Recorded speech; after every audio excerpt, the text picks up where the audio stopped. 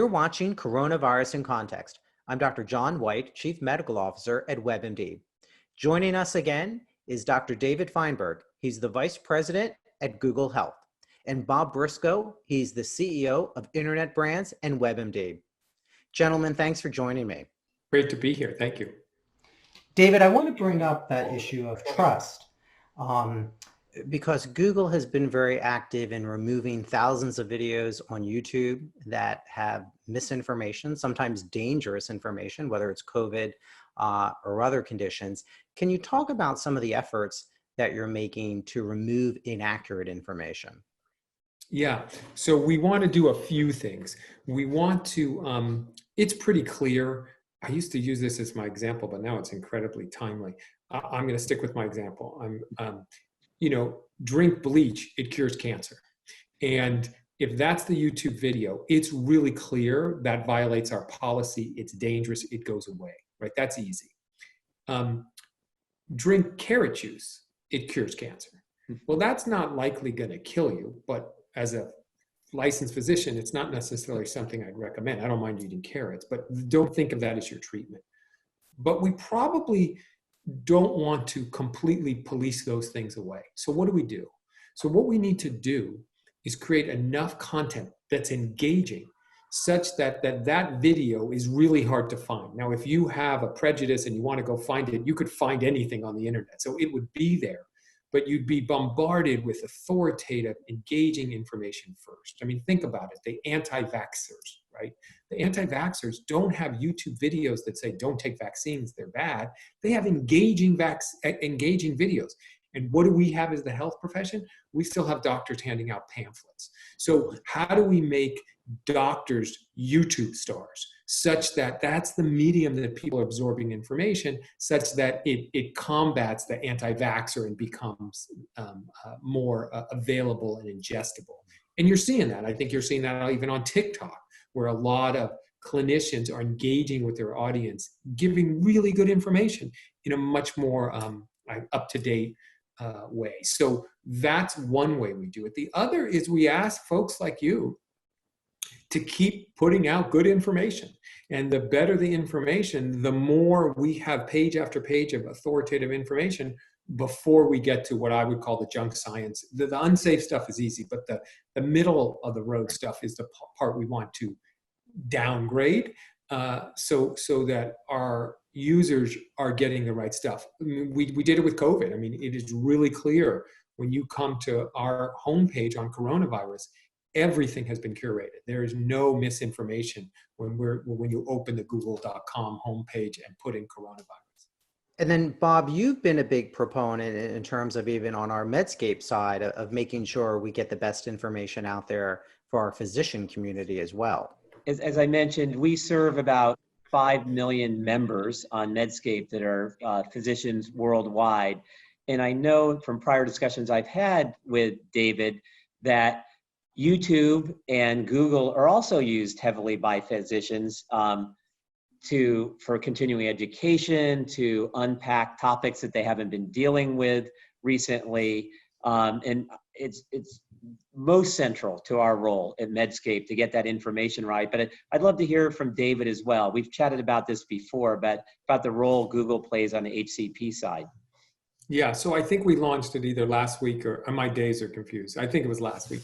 But on our YouTube site, we gave our first playlist called Clinicians for Clinicians. And it's, I think, 12. I've just watched the first few, 12 videos for typically the doctor who's now decided to go help out and isn't typically an inpatient or ICU or respiratory or ID doc.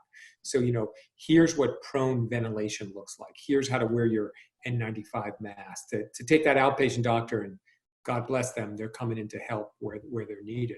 So this was a curated playlist. We see on YouTube and on search that a lot of clinicians, doctors, nurses, pharmacists, et cetera, are coming to us for information. Literally, you get the sense they're about to remove your parathyroid and they just want to check something out on YouTube. So we want to make sure that they're getting authoritative information. So we have a team together with YouTube working literally to say, okay, how are we going to service these clinicians that are coming to us for what in many times is just in time information? And when I say that to large groups, hey, your doctor may be looking at YouTube before they operate on you, the lay audience kind of freaks out and laughs and gets nervous. And I say, but it's better than when I had a book in my lab coat pocket, right? Because I was still looking at the book, like I was going to do a chest tube and I'd look at it. Don't you want it in video and don't you want it up to date? Because the book is only as good as when it was printed. So yeah, docs need information and so do nurses. And so we have to make sure we provide that. Dave, I just want to go back to a theme that we've addressed here a little bit, but it's an interesting one. When we step back and we think about the impact of COVID on the healthcare system, you're saying, and I'm agreeing, that I want you to talk about a little bit more. There's an accelerative effect here of the digital transformation, isn't there? Both in terms of the way physicians are going to use telemedicine and tools, the way patients are going to, it feels like there's an inflection here, doesn't it? I totally agree with you. And not only is there inflection, I think it's the silver lining, because the tsunami that's coming in the next few months in our country and different times in different parts of the world post-COVID are going to be patients with COVID that have medical conditions because they got COVID. We've seen Guillain-Barré, we've seen kidney issues. There's going to be a lot of acute care issues that have not been addressed because people haven't gone into the doctor. Because if you had a kidney stone, you probably say, I'm going to ride this out at home because I'm nervous right now about going to the ER. And then all of the chronic conditions and the typical screenings like mammography and colonoscopy haven't been done. So we got these huge groups of patients that are going to show up in these health systems, plus the mental health burden, right? So not only is there going to be PTSD among our providers, everybody's psyche is going to be different because of this experience. And so we have this all coming to a health system that is under incredible financial strain right now. Not only they are emotionally strained because docs had to make decisions about who gets the ventilator. They didn't teach us that in med school, right? So they made really tough decisions. They've been put in harm's way in many cases because they didn't have protective equipment. And the financial situation of these health systems is dire. Hundreds of millions of dollars a month these systems are losing because they canceled ambulatory service and elective surgery. And many people in 3 months are going to have Medicaid that used to have commercial insurance. So you have Medicare and Medicaid now going to be providing a tremendous amount of care for Americans. The government hasn't been collecting money like it's used to because of taxes. It's going to cut funding to healthcare. It has to. And so you really are setting up a very, very, I think, frightening healthcare situation in the next few months in America. That's where we want our tools to be able to help. I'm so glad you gave us that tremendous overview. I couldn't agree more. We've been using the phrase, we're going to have to shift from flattening the curve to flattening the curve to managing the curves, plural, whereas the COVID curve starts to bend the right way, we've got all of these other curves that are going the wrong way on deferred testing, on deferred chronic care treatment, on the socioeconomic impact of COVID. And there's this compounding effect that is certainly going to happen. And it's going to be this critical moment in the world and in our country of how do we get that balance right amongst managing these curves. And I love the way you're framing it, that the silver lining in this is that digital tools are essential to provide some of the efficiency and effectiveness to make the best of this situation. And you calling it the silver lining resonates with me. I think it's going to take a while for us to see that because we've got to get through these waves that are ahead of us. But I think your framing of that was brilliant.